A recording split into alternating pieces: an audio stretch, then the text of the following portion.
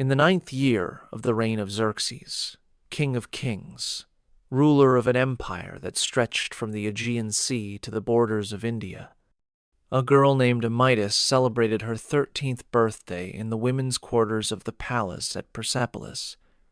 She wore silk dyed with Tyrian purple, the color reserved for royalty. Gold bands circled her wrists and ankles. Her dark hair had been arranged by palace servants into elaborate braids decorated with pearls brought from the Persian Gulf.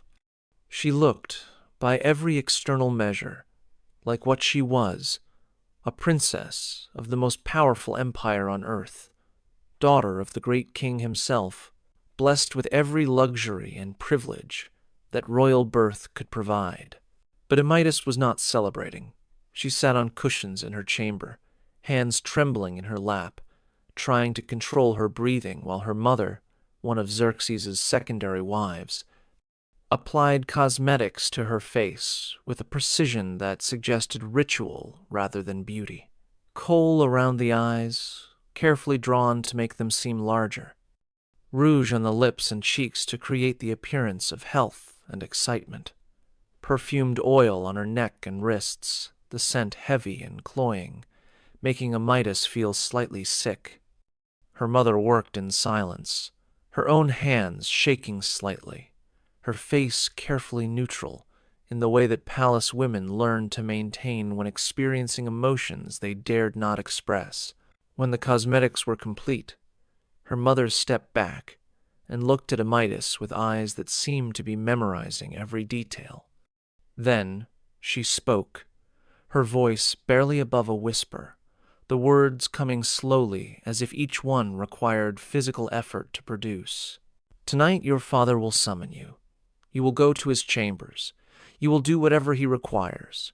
You will show no fear, no resistance, no emotion except gratitude for his attention. Do you understand what I'm telling you?" Amytis nodded, though she didn't fully understand, though her body knew something terrible was approaching, even if her mind couldn't yet grasp what her mother's words actually meant. She had grown up in the palace, had seen how the harem women lived, had understood in the abstract that they existed to serve her father's pleasure, but she was his daughter. Surely that made her different. Surely that protected her from the uses to which other women were put. Surely her father saw her as a child, not as another body available for his consumption. Her mother saw the confusion and the dawning horror in Amytis's face, and something in her own expression cracked for just a moment before she regained control.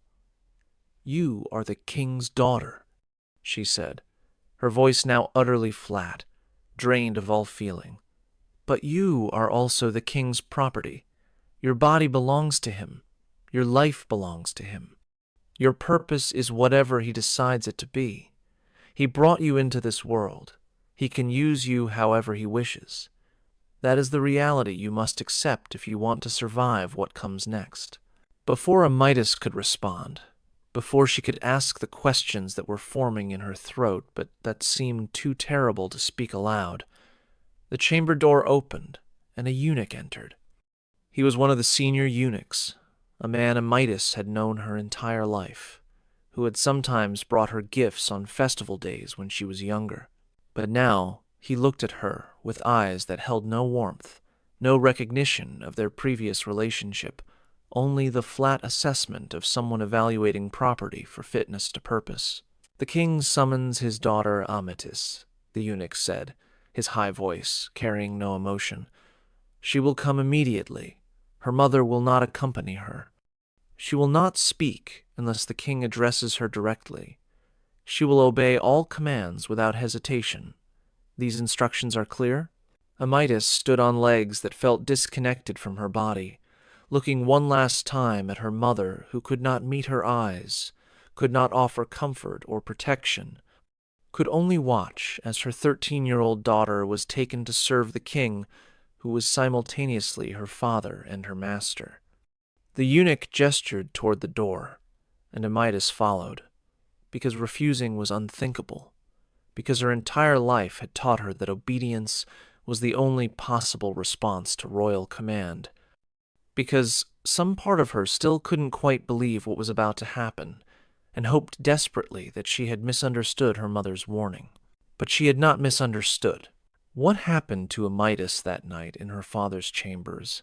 What Xerxes did to his own 13-year-old daughter in acts that he understood as demonstrations of his absolute power and divine right was something that she would never speak of to anyone for the rest of her life, something that would mark her so deeply that even decades later, when she was an old woman living in obscurity in a remote corner of the empire, she would sometimes wake from nightmares, reliving that first night and all the nights that followed. But before I tell you the full horror of what Xerxes did to Amytas and to his other daughters, before I reveal the systematic way he used his own children as instruments for his pleasure and his political purposes, before I explain how this practice was not hidden or secret, but was known throughout the empire and was accepted as normal by a society that had granted kings godlike authority over everyone, including their own families, I need to tell you who Xerxes was, how he came to power, what kind of man could treat his daughters this way, and how the Persian system created conditions where such actions seemed not monstrous but natural to those in power. Subscribe to this channel right now, because what you're about to learn goes beyond ancient history into territory that reveals how absolute power corrupts absolutely, how societies can normalize the unspeakable when it serves the interests of elites, how family bonds mean nothing when power dynamics are extreme enough. This is not a story about a single monster, but about a system that produced monsters and called them gods. Hit that subscribe button and tell me in the comments what you know about Xerxes and ancient Persia, because I guarantee what you're about to discover will shock you even if you think you know this history. Now let me take you back to how Xerxes became the man who would use his daughters the way other men used palace slaves, and how Persian culture created the framework that made such actions possible. Xerxes was born in 518 BCE, the son of Darius the Great and Queen Atassa, daughter of Cyrus the Great, who had founded the Persian Empire. His bloodline was impeccable, descended from the two most important Persian rulers, combining legitimacy from both lines, positioned from birth to inherit the greatest empire the world had ever known.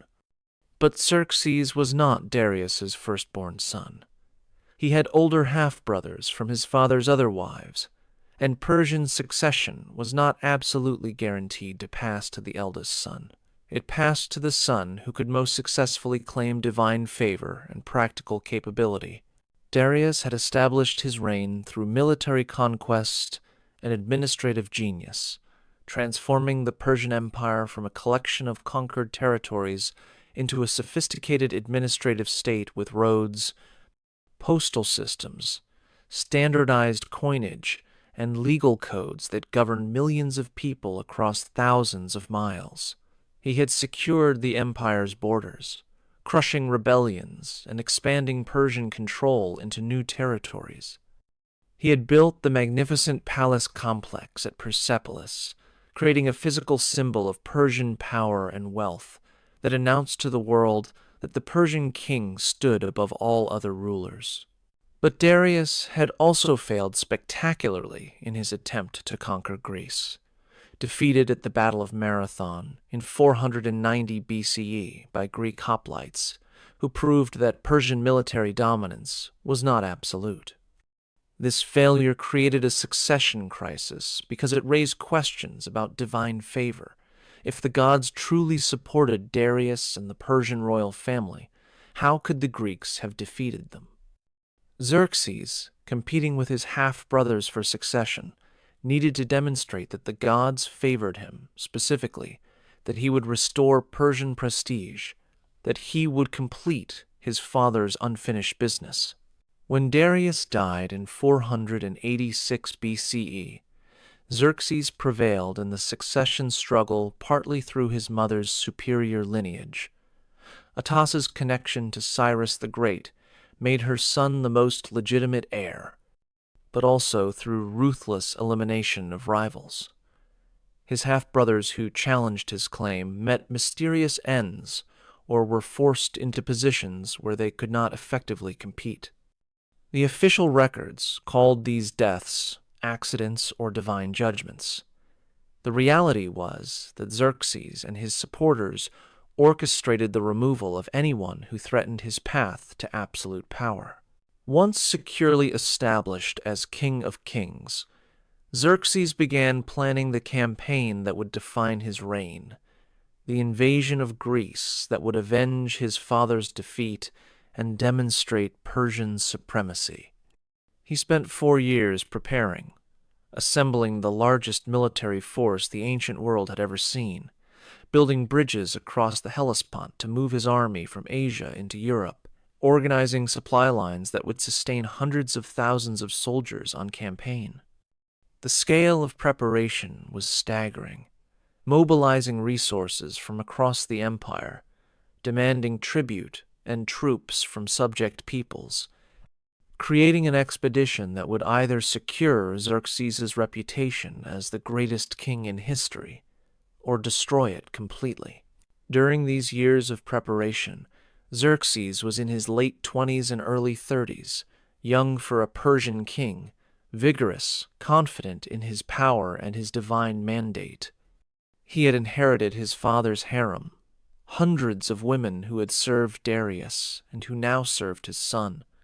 He had also begun accumulating his own harem, taking women who caught his eye, accepting daughters from nobles seeking favor, collecting beautiful captives from his military campaigns. The harem, by 480 BCE, when the Greek invasion began, numbered over 600 women according to Greek sources, though that number may be exaggerated. But Xerxes did not limit himself to the women who had been brought to his harem from outside. He also claimed his own daughters as they reached puberty, bringing them into his chambers, using their bodies for his pleasure, treating them identically to how he treated slaves or captives or tribute offerings from subject peoples. This practice, a father using his daughters for intimate purposes, was not unique to Xerxes in ancient Persian royal culture, but he practiced it more systematically and more openly than previous kings, and his treatment of his daughters became notorious even in an empire that generally tolerated whatever kings chose to do. Let me tell you about how this practice developed in Persian royal culture, because understanding the cultural context helps us grasp how something that seems incomprehensible to modern minds seemed normal, or at least acceptable to ancient Persians. Persian kings claimed descent from the gods, specifically from Ahura Mazda, the supreme deity of Zoroastrian religion that had become the official faith of the Persian Empire. This divine ancestry meant that royal blood was qualitatively different from common blood, was sacred and powerful, carried divine essence that needed to be preserved and concentrated. The logical conclusion from this belief was that the purest royal bloodlines came from unions between people who both possessed this divine blood, siblings marrying siblings, parents and children producing offspring together, keeping the sacred essence within the smallest possible circle. Egyptian pharaohs had practiced similar logic with sibling marriage, and Persian kings borrowed or independently developed comparable practices. But Persian kings went further than Egyptians in some ways, claiming not just the right, but the obligation to unite with any woman who carried royal blood, including their own daughters, because doing so concentrated divine essence and produced children of maximum divine purity. The religious framework justified the practice. The practical reality was that it served the king's desires and reinforced his absolute power by demonstrating that literally no one was beyond his reach, that even the most intimate family bonds meant nothing in the face of royal authority, that fathers could use daughters, the same way they used any other property, because royal fathers were not really fathers in the normal sense, but were gods or god representatives whose relationships with their children were fundamentally different from normal human family relationships. By the time Xerxes reached full maturity and began actively using this justification to claim his daughters, the practice had been established for several generations and was discussed openly in the court without apparent shame or secrecy. Greek historians who wrote about Xerxes, men like Herodotus who interviewed Persian sources, or who heard stories from Greeks who had interacted with the Persian court, recorded these practices with fascination and horror, seeing them as evidence of Persian decadence and tyranny. But to Persians, or at least to the Persian elite who benefited from royal power, Xerxes was simply exercising prerogatives that came with his divine status. Now, let me tell you what this meant in practice. What it meant for the daughters who were born into the royal family and who grew up knowing that their father would eventually claim them once they reached the age he found desirable. Let me tell you about the psychological torture of being raised as a princess with every luxury, but knowing that luxury came with a price that would be extracted when you reached puberty. Xerxes had numerous daughters from his various wives and concubines. The sources don't agree on exact numbers, but suggest he had at least 15 daughters who survived infancy and reached adolescence. These girls were raised in the women's quarters of the palace, educated by tutors in reading and writing, trained in music and dance, taught to manage servants, and conduct themselves with the dignity appropriate to their royal status. They wore the finest clothing. They ate the best food. They were protected from every hardship that ordinary Persian children faced. They lived in luxury that most people in the empire couldn't imagine. But they also grew up watching older daughters disappear from the women's quarters when they reached puberty, taken to their father's chambers, returning hours or days later with something broken in their eyes, never speaking about what had happened, but carrying themselves differently afterward, as if they had learned something about the world and about their place in it that had destroyed some essential innocence. The younger daughters watched this pattern repeat, saw their older sisters transform from girls into something else, understood, without being told explicitly, that the same transformation awaited them. Some mothers tried to protect their daughters by preparing them psychologically, explaining in careful language what would be required, teaching them to dissociate during the experience, giving them herbs that would dull sensation or awareness. Other mothers said nothing, hoping perhaps that ignorance would somehow make the experience less traumatic or simply unable to find words for what their daughters would experience. But regardless of whether mothers tried to prepare their daughters or remained silent, the daughters knew. They saw the patterns. They understood what was coming. The day a daughter was first summoned by Xerxes followed a ritual pattern. She would be bathed elaborately by female servants, her body scrubbed until skin glowed, every trace of body hair removed, perfumed oils applied liberally. Her hair would be arranged in styles that the king preferred. Cosmetics would be applied to make her appear older and more developed than her actual age. She would be dressed in clothing that revealed more than it concealed.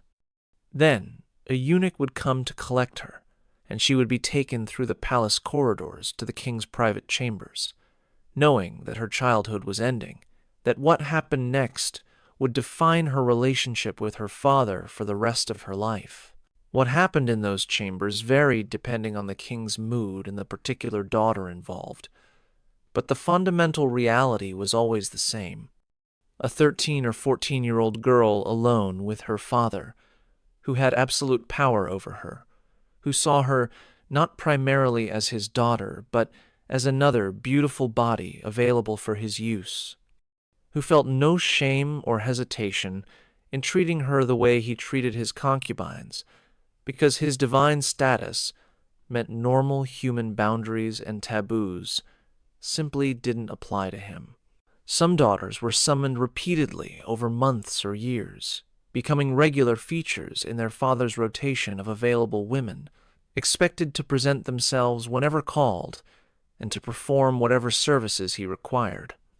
Other daughters were summoned only once or a few times, either because they failed to please the king sufficiently or because he lost interest in them as newer options became available. But whether summoned frequently or rarely, every daughter who experienced even one such encounter was marked by it, carried the knowledge of what her father had done and what she had been powerless to prevent. Let me tell you about Artaint, one of Xerxes' daughters who became caught in a scandal that revealed to the wider empire what usually remained confined within palace walls. Her story, recorded by Herodotus and other Greek historians, illustrates both how these practices operated and what happened when they became too visible or when they threatened the stability of royal power. Artaint was perhaps 15 or 16 when she caught the attention not of her father but of his brother-in-law, a Persian noble named Macystes, who held a high command in the military and who was married to Xerxes' sister. Artaint and Macystes fell into some kind of relationship. The sources disagree about whether it was romantic or simply friendly, that violated the absolute rule that royal daughters belonged exclusively to their father until he chose to dispose of them through marriage to other nobles. When Xerxes discovered this relationship, his response revealed the deadly dynamics of royal power and family bonds twisted by the harem system. He did not punish Artaint directly. That would have required acknowledging that his daughter had agency enough to choose a relationship, which would have undermined his claim of absolute ownership. Instead, he punished Macystes' wife, his own sister, having her mutilated in ways that ancient sources describe with horror, her breasts and nose and ears cut off, her tongue removed, her body destroyed as punishment for her husband's transgression, and as a warning about what happened when anyone interfered with the king's property. As for Artaint herself, she disappeared from the historical record after this incident. Whether she was executed, imprisoned, married off to remove her from the court, or simply continued living in the harem under stricter supervision, the sources don't specify. But her disappearance demonstrates that even being the king's daughter provided no real protection when royal power felt threatened. That family connection meant nothing when set against the king's determination to maintain absolute control over everyone, including his children. The mutilation of Macystes' wife while Artaint vanished reveals the fundamental principle of Xerxes' treatment of his family. Men who crossed him were punished through the women connected to them, and women who crossed him simply ceased to exist in ways that left no visible record.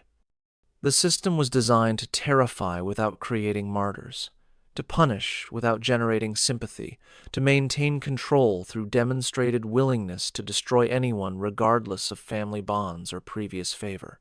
Now let me tell you about what happened during Xerxes' Greek campaign, because this military expedition created circumstances where his treatment of his daughters became even more systematic and more instrumental as he used them, as tools for maintaining army morale and for rewarding loyal commanders. The invasion of Greece that Xerxes launched in 480 BCE was the largest military expedition the ancient world had ever seen.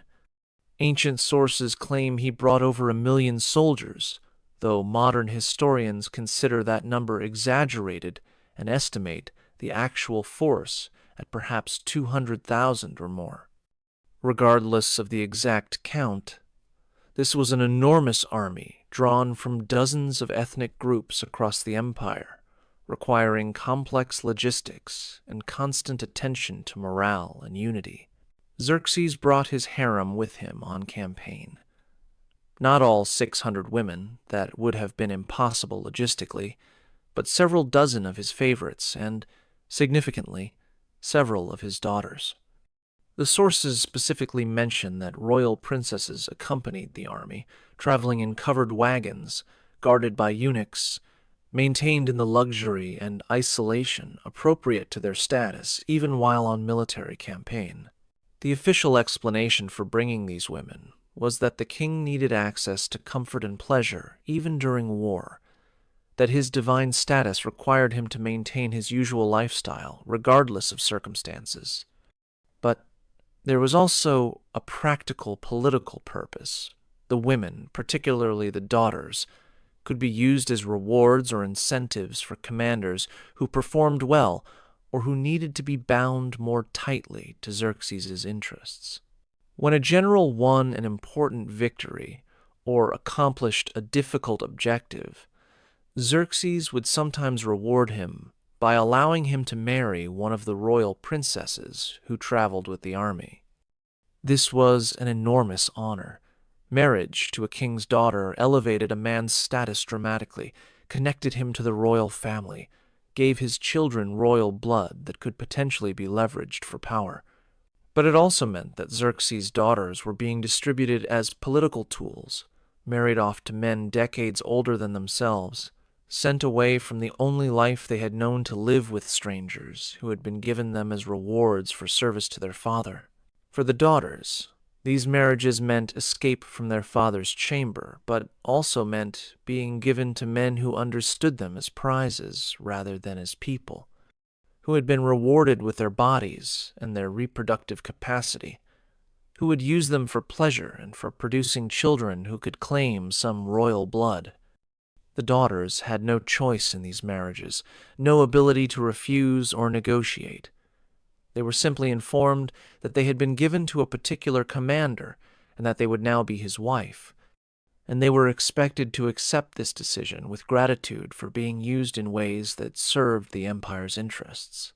Let me tell you about one specific case that illuminates this practice.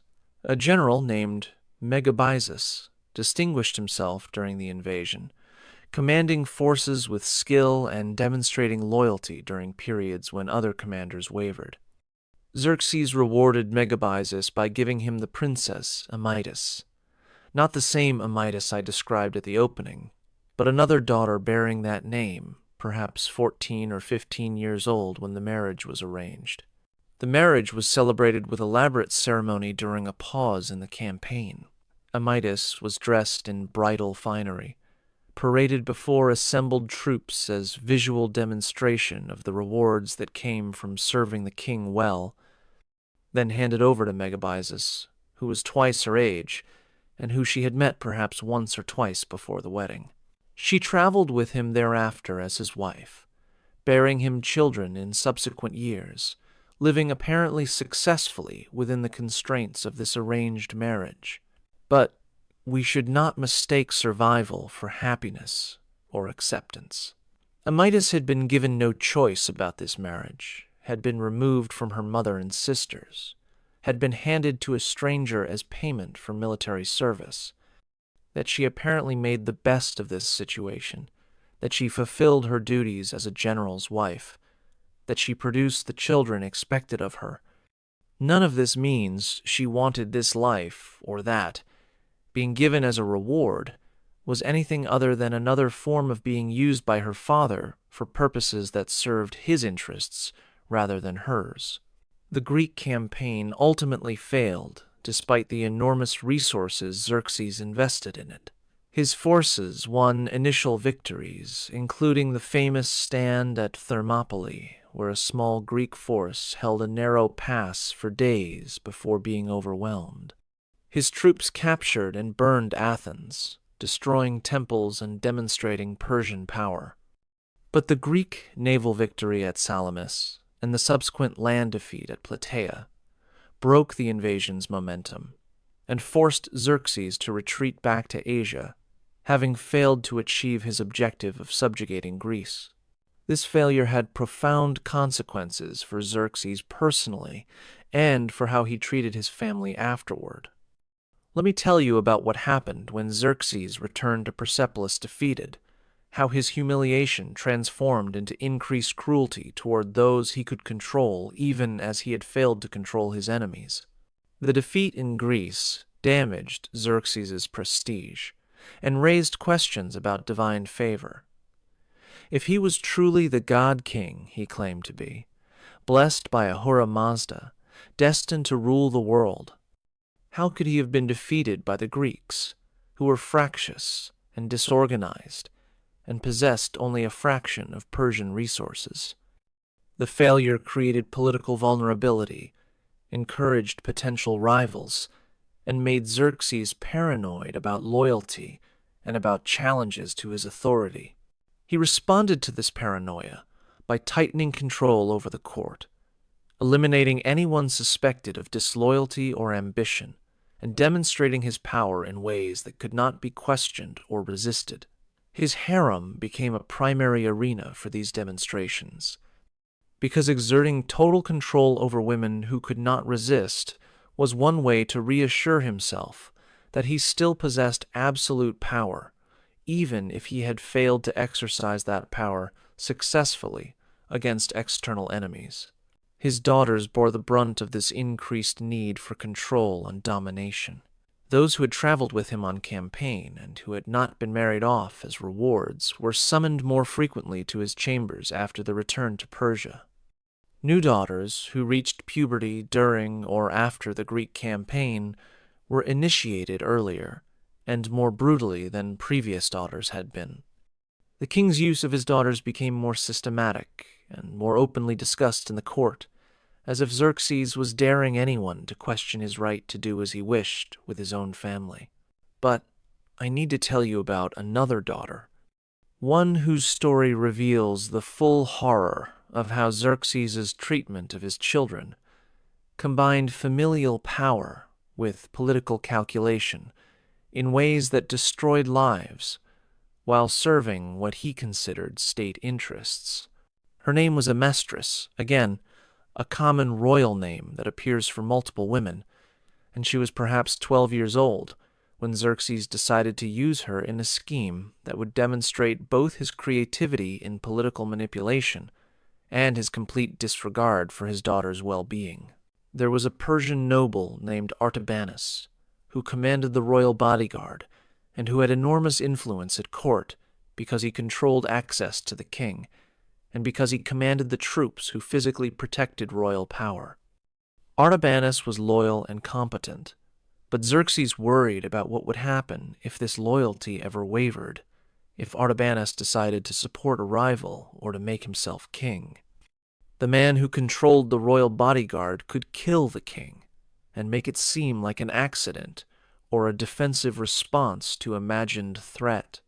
Xerxes decided to bind Artabanus more tightly to royal interests by offering him something that would make betrayal unthinkable, marriage to the princess Amestris, who was 12, which would make Artabanus the king's son-in-law, and which would give any children from this marriage royal blood that could potentially be leveraged for succession if circumstances changed. This was an enormous honor that Artabanus could not refuse without insulting the king, and it created a bond that made betrayal more complicated, because betraying the king would mean destroying his own wife's father. But before giving Amestris to Artabanus in marriage, Xerxes summoned her to his own chambers repeatedly over several months, using her in ways that fathers should not use daughters, impregnating her with his own child. Then, when she was visibly pregnant, he arranged the marriage to Artabanus, presenting this pregnant 12-year-old to his bodyguard commander as a wife, forcing Artabanus to accept a bride who was carrying the king's child, creating a situation where Artabanus would have to raise as his own son a boy who was actually his wife's half-brother, and the king's son-grandson. The political calculation was sophisticated and cruel. Artabanus was now bound to Xerxes through multiple overlapping connections. He was son-in-law. He was raising the king's child as his own. He was deeply complicit in a situation that he could never discuss openly because doing so would acknowledge what the king had done. If Artabanus ever moved against Xerxes, the king could reveal the truth about the child, destroying Artabanus's reputation and legitimacy. If Artabanus remained loyal, he would spend his life raising a child who represented his own humiliation and subordination. For Amestris, the situation was catastrophic. She had been used by her father, and then given to a man who would always see her as both a prize from the king and as evidence of his own powerlessness to refuse royal commands. She would bear a child whose parentage was a lie she would have to maintain for life. She would live with a husband who could never truly trust or love her, because she represented his forced complicity in the king's schemes. Her entire life had been orchestrated to serve her father's political interests, and she had no agency in any of it. The marriage apparently persisted for years, and the child, a boy, grew up believing Artabanus was his father. Whether Amestris ever told her son the truth, whether Artabanus eventually revealed it, whether the truth remained hidden through Amestris's entire life, the sources don't specify. But the fact that Xerxes was willing to do this to his own 12-year-old daughter, to impregnate her and then hand her to another man to maintain political control, reveals the absolute depths of how royal power could corrupt family bonds and how little daughter's well-being mattered when set against political calculation. Now let me tell you about the succession crisis that occurred after Xerxes' death, because this is where his treatment of his daughters came back to have terrible consequences for the women who had suffered under his rule. What Xerxes had normalized, using daughters as instruments, treating them as property without agency, created precedents that his sons followed, leading to systematic destruction of royal women during the violent power struggles that followed his assassination. Xerxes ruled for 21 years after the failed Greek invasion, from 486 to 465 BCE. The later years of his reign were characterized by building projects. He completed construction at Persepolis, adding elaborate reliefs and structures that celebrated Persian power, and by increasing withdrawal into palace life and harem pleasures. He seems to have lost interest in active military campaigns after the Greek failure, preferring to manage the empire through subordinates, while he focused on personal comfort and on demonstrating his power through control of the court rather than through external conquest. His relationship with his sons became strained during these later years. He had numerous sons from various wives, and they competed for his favor and for positioning as likely heir. The official heir was Darius, his eldest son by Queen Amestris. Not the daughter Amestris, but Xerxes' principal wife, who bore the same name. But Xerxes had other sons who believed they had better claims, or who simply wanted power regardless of legitimacy. In 465 BCE, Xerxes was assassinated in his bedchamber by a conspiracy involving Artabanus, the same commander who had been given the 12-year-old pregnant Amestris years earlier, and others at court who had decided that Xerxes needed to be removed. The official story was confused and contradictory, with various sources blaming different conspirators, but the result was clear. Xerxes was killed, and a succession crisis immediately erupted as his sons fought to claim the throne. Artaxerxes, one of Xerxes' younger sons, emerged victorious from this struggle, killing his brothers or forcing them into exile, establishing himself as the new king of kings. And in the process of consolidating power, he systematically eliminated threats to his rule, including threats represented by his own sisters, Xerxes' daughters, who were now women in their 20s and 30s. Many married to powerful nobles, some with children who could potentially claim royal blood and challenge Artaxerxes' legitimacy. The massacre that followed was methodical and brutal. Artaxerxes ordered the execution or imprisonment of sisters who were married to men he considered disloyal or potentially dangerous. He forced other sisters to divorce their husbands and to marry men who supported Artaxerxes, using his sisters as rewards for loyalty exactly as Xerxes had used his daughters. He confiscated property from sisters he suspected of supporting rival brothers. He sent some sisters into internal exile in remote parts of the empire, where they could be monitored and prevented from causing trouble. Some of Xerxes's daughters died during this purge. Some disappeared from historical records, their fates unknown but probably terrible. Some survived by making themselves useful to the new king, by betraying their former husbands or their children, by demonstrating loyalty to Artaxerxes at the cost of every other bond and principle. The women who had already been victimized by their father's treatment discovered that their suffering did not end with his death, but continued as they became pawns in their brother's struggle to consolidate power. Let me tell you about what happened to Amytas, the daughter I described at the very beginning, the 13-year-old who had been summoned to her father's chambers, and who had experienced that first terrible night that marked her for life. She survived Xerxes' assassination and the succession crisis that followed. She was married by Artaxerxes to a Persian noble named Megabyzus, not the same general mentioned earlier, but a man bearing the same name, which was common in Persian aristocracy, who commanded frontier forces and who Artaxerxes wanted to ensure remained loyal. Amytas was perhaps 25 when this marriage was arranged, had already been used by her father for years, was being given to yet another man as a political tool.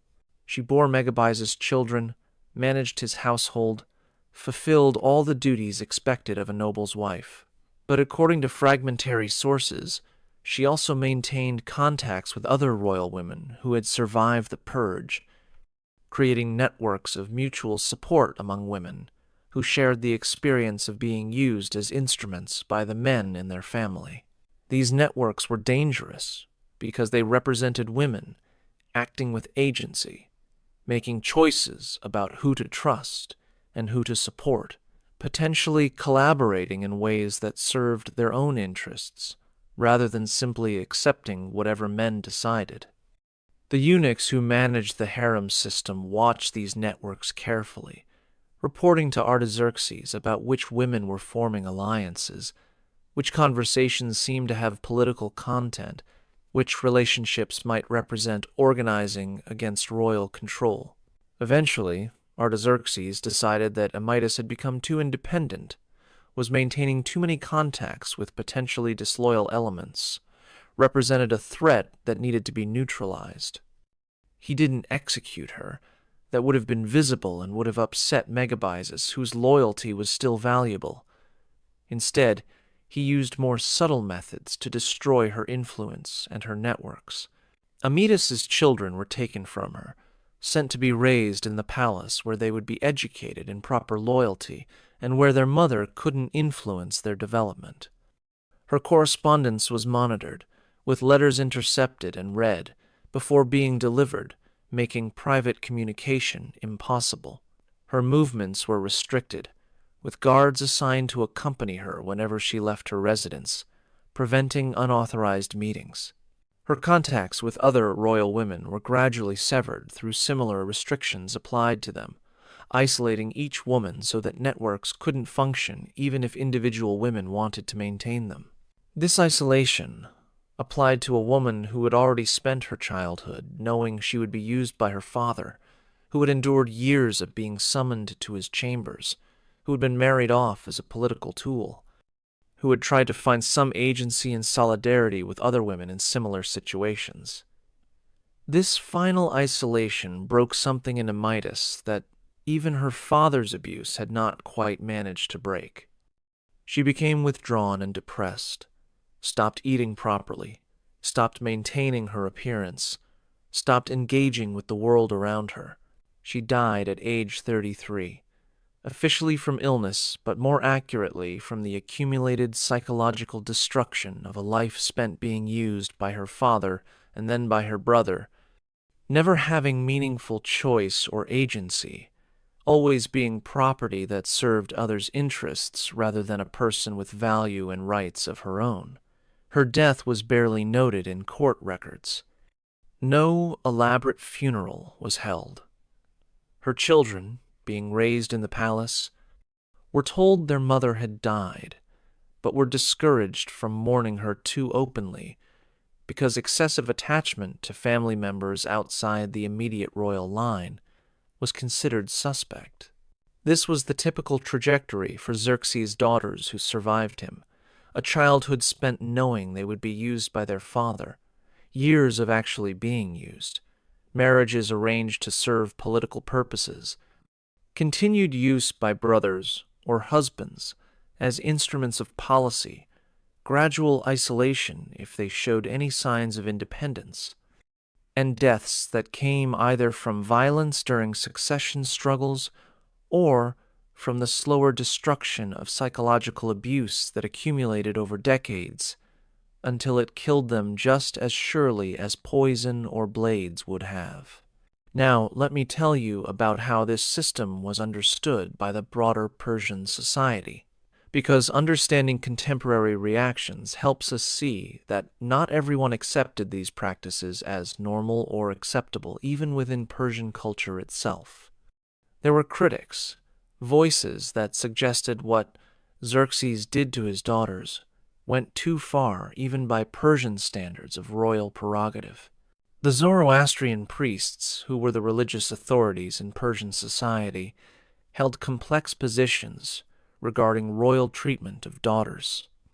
On one hand, Zoroastrian theology emphasized purity and the importance of maintaining clean bloodlines, which could be interpreted as supporting royal incest as a way of keeping divine blood concentrated. On the other hand, Zoroastrian ethical teachings emphasized truth and righteousness and proper family relationships, and some priests argued that fathers using daughters violated fundamental moral principles that should apply even to kings.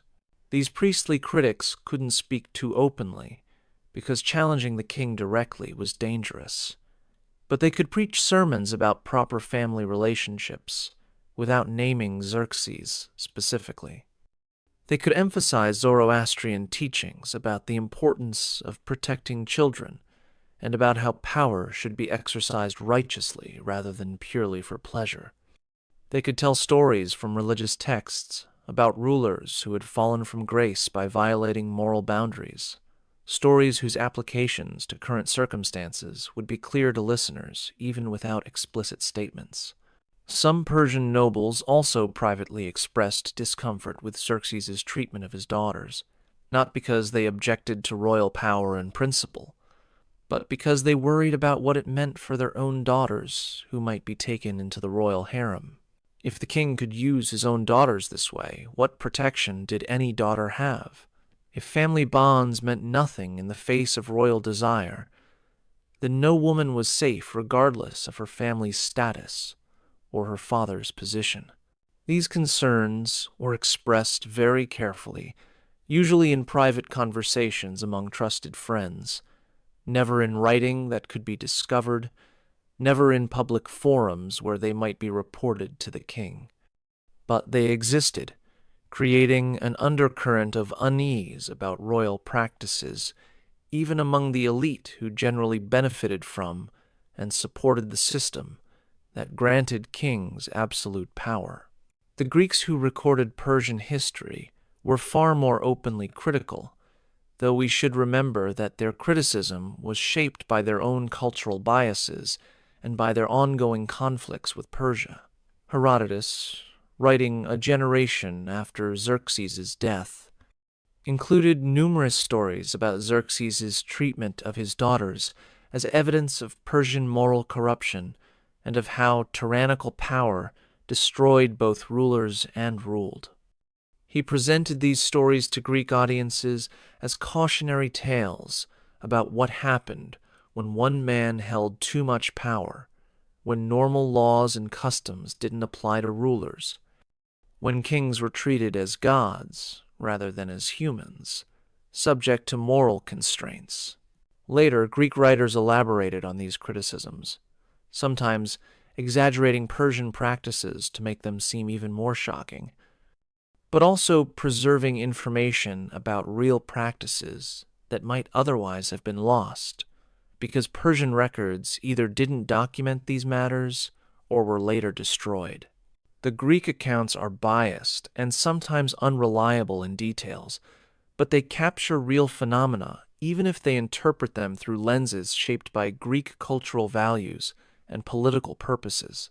Now let me tell you about the long-term consequences of Xerxes' practices, how his treatment of his daughters influenced subsequent Persian kings, and how it contributed to patterns of royal behavior that persisted for centuries until the Persian Empire finally fell to Alexander the Great in 330 BCE. Later, Persian kings, observing how Xerxes had used his daughters without facing significant consequences, felt emboldened to follow similar practices. The precedent had been set. Royal daughters could be claimed by their fathers and then distributed to nobles as rewards. This was now simply how royal power operated, was expected and normalized, was written into the structure of court politics and administration. But this normalization also created long-term problems for the dynasty. By treating royal women as property without agency, by using daughters instrumentally, by destroying family bonds through abuse and political manipulation, the kings created conditions where loyalty within royal families became impossible. Children couldn't trust their parents. Siblings couldn't trust each other. Every relationship was potentially exploitative. Every gesture of affection might hide calculation. Every family gathering might be the prelude to elimination of rivals. This destruction of trust made succession crises more violent and more chaotic, because no one could be certain of support, even from close family members.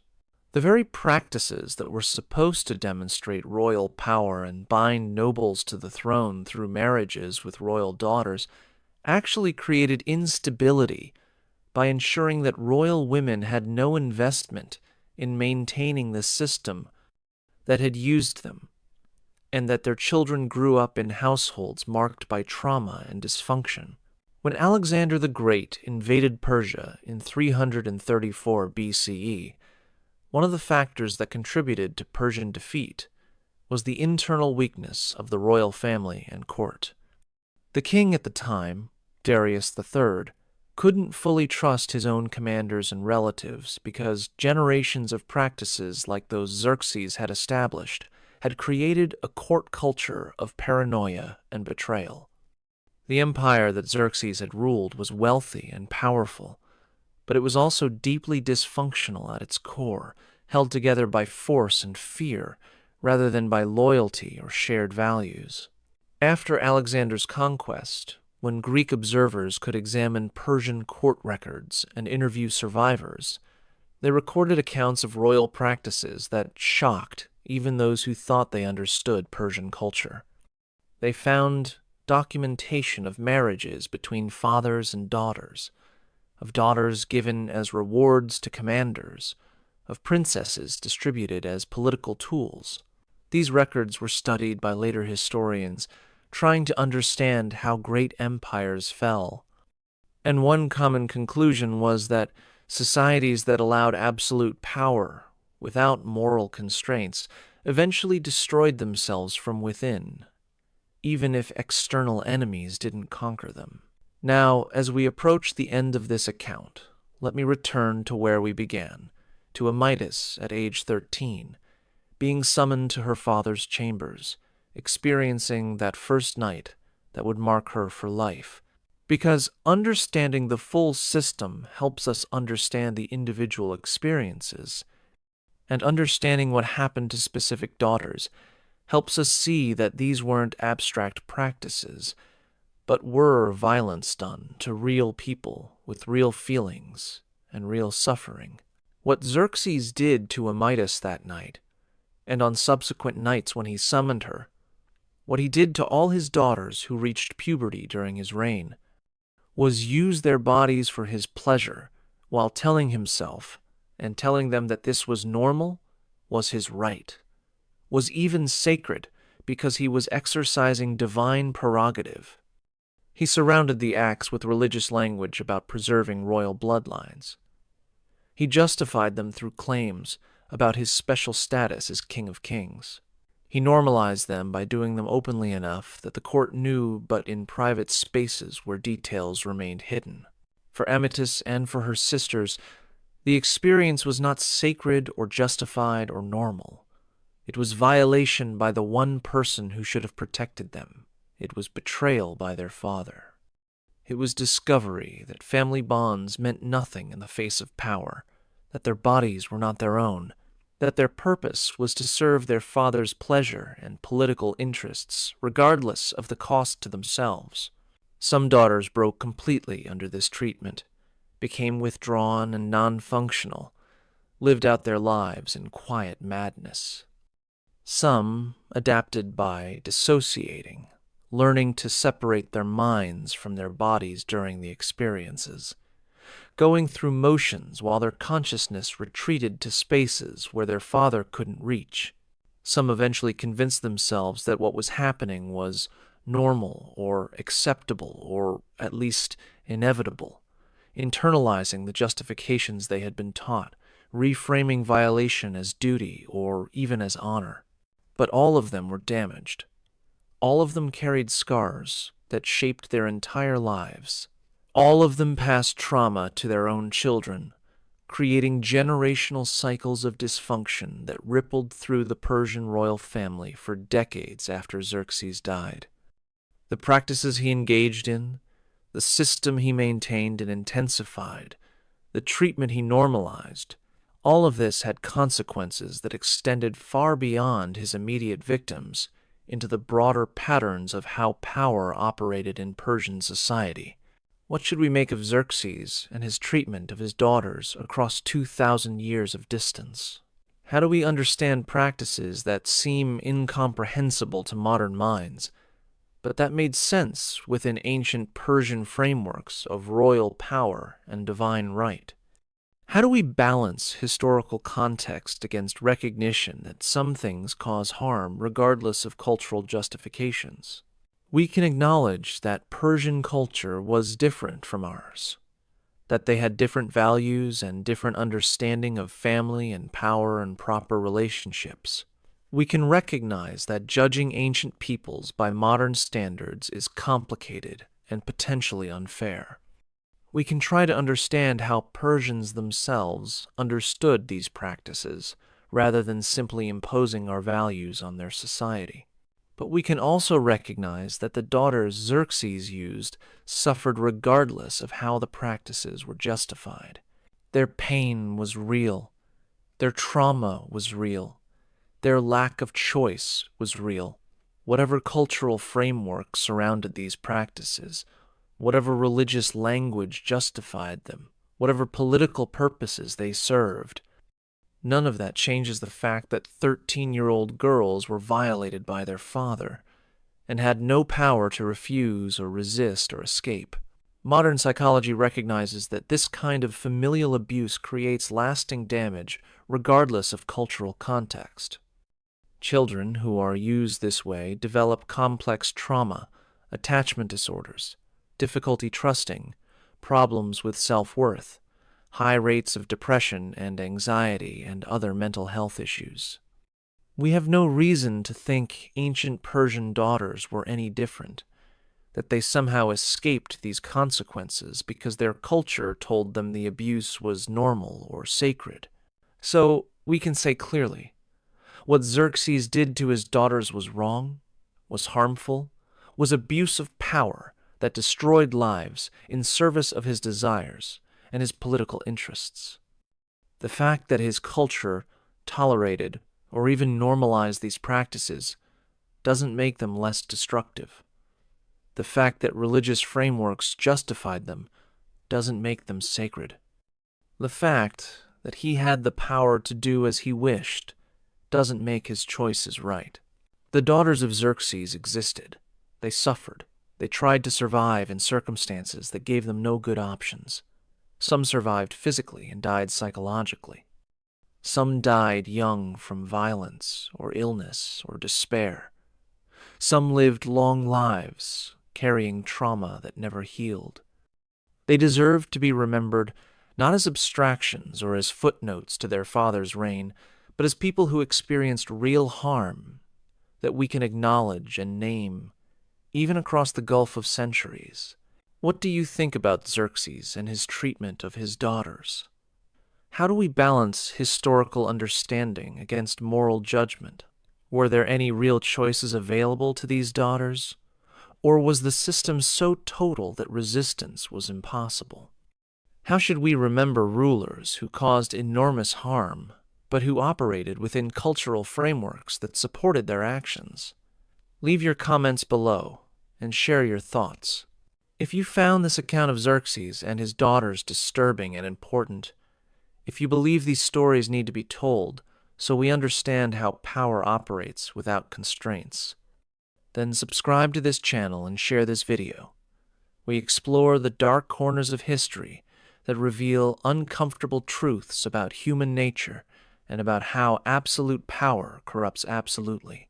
The ruins of Persepolis still stand in modern Iran, massive columns reaching toward the sky, reliefs showing Persian kings receiving tribute from subject peoples, staircases where ancient processions once marched. Tourists photograph these ruins and marvel at Persian grandeur without knowing the full stories of what happened in the palace chambers, in the women's quarters where daughters waited to be summoned by their father, in the private spaces where power was exercised without witnesses or restraints. Remember Amytis and Artaint and Amestris and all the other daughters whose names we know or don't know, who were born into the Persian royal family during Xerxes' reign, who experienced childhoods that ended when they reached puberty and their father claimed them. They lived in circumstances we can barely imagine, made choices from among terrible options, survived or didn't survive systems designed to use them without acknowledging their humanity. Their suffering, documented in fragmentary sources and preserved in stories passed down across centuries, stands as testimony to what happens when power faces no limits, when one person's desires trump all other considerations, when family bonds mean nothing in the face of claims to divine authority. These are not comfortable stories. They reveal aspects of human nature and human social organization that we would prefer not to confront. But they are true, or true enough in their essentials, even if specific details are uncertain.